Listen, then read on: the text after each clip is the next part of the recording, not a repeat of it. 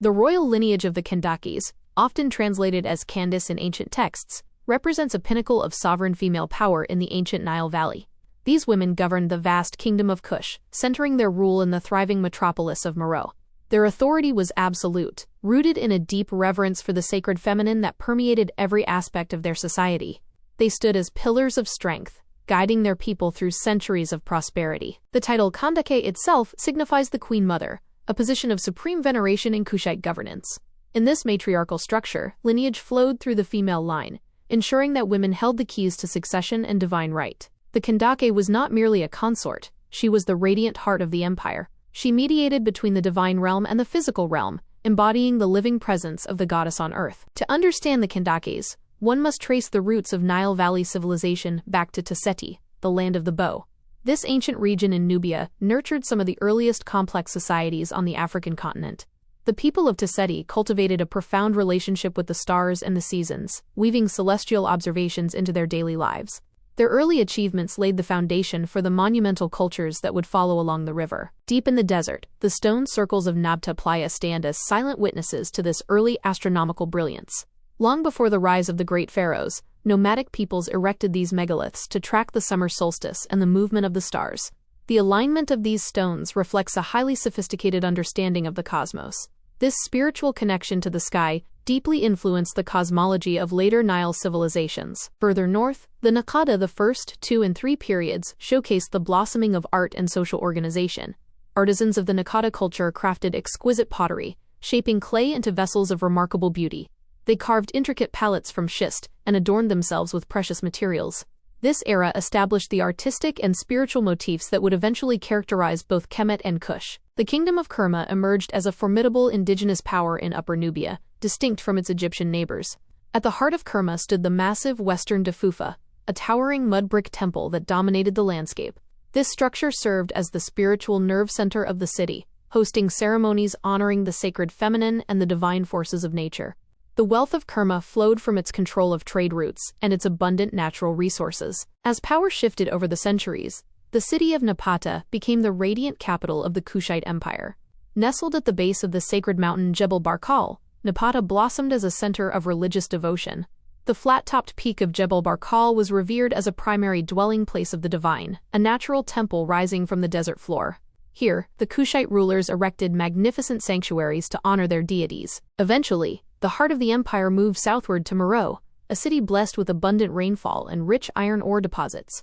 Meroe became a bustling center of industry and culture, completely independent from northern influence. The queens of Meroe built monumental pyramids, distinct in their steep angles and smooth faces. These structures served as magnificent temples of initiation and royal veneration. In Meroe, the matriarchal spirituality flourished, placing women at the very center of religious practice. The queens and priestesses led elaborate rituals, maintaining harmony between the earth and the sky. They honored goddesses like Aset, Mut, and Hathor, who embodied fertility, wisdom, and cosmic balance. The divine feminine was not a secondary concept, but the primary force guiding the universe. Meroitic cosmology envisioned a universe embraced by the starry body of the sky goddess Nut, who arched over the earth in perpetual grace. The celestial bodies were seen as luminous manifestations of divine energy, guiding the fates of nations and individuals. The movements of the planets and stars dictated the timing of sacred festivals and royal ceremonies. This deep cosmological awareness permeated every level of Kushite society. Some modern interpretations envision these ancient societies harnessing magnetic free energy through advanced technology. However, the true technological marvel of Meroe lay in its absolute mastery of iron smelting. The city was surrounded by massive slag heaps, evidence of industrial-scale iron production that earned it the title of the Birmingham of Africa.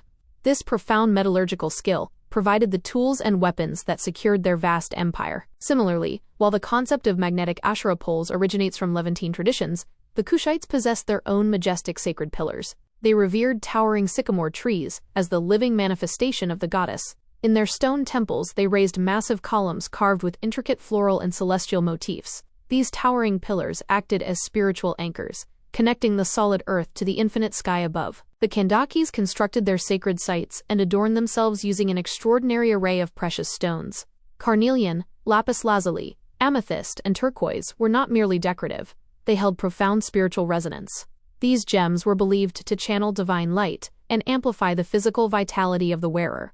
Master jewelers crafted these stones into exquisite amulets and broad collars of unimaginable beauty. Gold, the flesh of the gods, flowed abundantly from the mines of Nubia, illuminating the courts of Meroe. The Kandakes wore golden armbands, rings, and crowns that signified their unquestionable authority. The radiant metal symbolized the eternal, incorruptible light of the sun. This immense wealth allowed the queens to maintain massive armies and construct breathtaking architectural wonders. To record their royal decrees and sacred hymns, the scholars of Meroe developed their own indigenous writing system, the Meroitic script. Moving away from Egyptian hieroglyphs, they created a phonetic alphabet perfectly suited to their language. This script was written primarily from right to left, often featuring beautifully stylized characters. It stands as a profound testament to the intellectual independence of the Kushite civilization. Despite centuries of linguistic study, the Meroitic language remains largely untranslated. While scholars can read the phonetic values of the characters, the underlying vocabulary and grammar guard their secrets closely. This linguistic veil preserves the ancient wisdom of the Kendakes in pristine silence. The inscriptions continue to decorate temple walls, offering silent testimony to a brilliantly complex society. One of the most illustrious rulers was Kandake Amanishaketo, celebrated for her formidable leadership and staggering wealth. Her reign marked a period of immense architectural expansion and cultural flourishing in Meroe. She commissioned numerous temples and palaces, leaving an indelible mark on the landscape. Her legendary collection of gold jewelry, discovered centuries later, showcases the absolute zenith of Kushite craftsmanship. Kandake Amanirenas stands as a towering figure of military brilliance and uncompromising sovereignty. When the Roman Empire attempted to expand its borders southward, she led her armies into fierce battle against the legions. She personally commanded her forces, losing an eye in combat but never her fierce resolve. Her strategic genius forced the Romans into a peace treaty highly favorable to the Kushites. The spiritual iconography of Meroe often featured the lion god Apademak, a fierce protector of the royal lineage. Temples dedicated to Apademak, such as the famous lion temple at Musawarat Asufra, feature stunning reliefs of the Kandakes. In these carvings, the queens are depicted in full regal splendor, holding captives and communing directly with the divine. The elephant also held profound symbolic weight, representing immense strength and the untamed majesty of nature. Meroitic temple architecture masterfully incorporated deep astronomical alignments and sacred geometry. The sanctuaries were designed so that the light of specific stars would illuminate the innermost shrines during vital seasonal festivals. The precision of the masonry reflects an advanced understanding of mathematics and engineering. These temples were active centers of spiritual practice, vibrating with chanting and the scent of frankincense. The matriarchal governance of Kush ensured that the voices of women resonated in every corridor of power. The Kandake was often co-regent with a male relative, yet her authority as the queen mother remained supreme. She held the ultimate veto in state decisions and personally oversaw the vast agricultural wealth of the kingdom. This balanced distribution of power fostered a remarkably stable and prosperous society for generations. Trade networks extended far beyond the Nile, connecting Meroe to regions as distant as Anatolia, the Levant, and India. The Kandakes exchanged their gold, ivory, and exotic animals for luxury goods from across the ancient lands. This vibrant exchange of materials also facilitated the sharing of artistic techniques and spiritual concepts. The cosmopolitan nature of Meroe made it a brilliant crossroads of ancient civilizations. The artistic legacy of the Kandakes survives in the exquisite, eggshell-thin pottery produced by Meroitic artisans. These vessels are decorated with vibrant geometric patterns, floral motifs, and stylized animals. The delicate craftsmanship reveals a society that deeply valued beauty and precision in its daily objects. Every cup and bowl served as a canvas, reflecting the vibrant aesthetic of the Nile Valley. Reliefs carved into sandstone walls continuously emphasize the voluptuous, powerful forms of the Kushite queens. Unlike the slender depictions favored in Kemet, the Kandakes were portrayed with robust, full figures, symbolizing immense fertility and absolute power. They are shown towering over their enemies and offering sacrifices to the divine with unwavering confidence. This artistic choice boldly proclaimed their distinct cultural identity and matriarchal pride. The glorious lineage of the Kandakes remains a profound testament to the heights of ancient female leadership. They orchestrated a magnificent symphony of spirituality, industry, and monumental architecture along the fertile banks of the Nile.